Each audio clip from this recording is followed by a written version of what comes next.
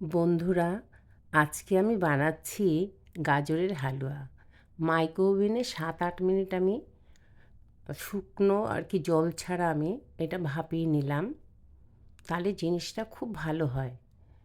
এবার ঘিয়ে দিলাম তেজপাতা, ছোটো এলাচ, সামান্য একটু নুন দিলাম, দিয়ে এবার খুব ভালো করে ভাজছি।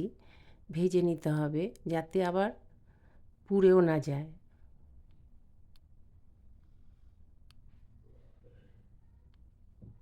ভাজাটা ঠিকঠাক হলে খেতে ভালো হয়।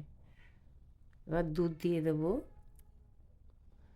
দুধ মিষ্টি আপনাদের স্বাদ মতন দেবেন।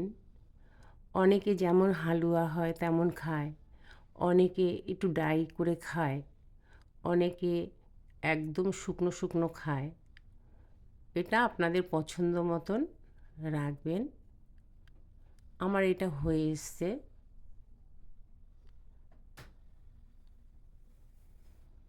গুড় দিয়ে দিলাম, শেষের দিকেই দিই আমি গুড়, কাজু কিশমিশ।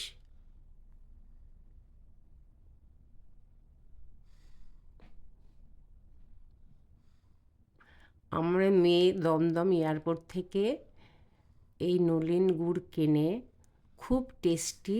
সেই ছোটোবেলায় যেই টেস্টটা পেতাম সেই টেস্ট এই গুড়ের মধ্যে। গুড়টা খুব ভালো, ওপর দিয়ে একটু দিলাম, খেতে আরও ভালো হবে।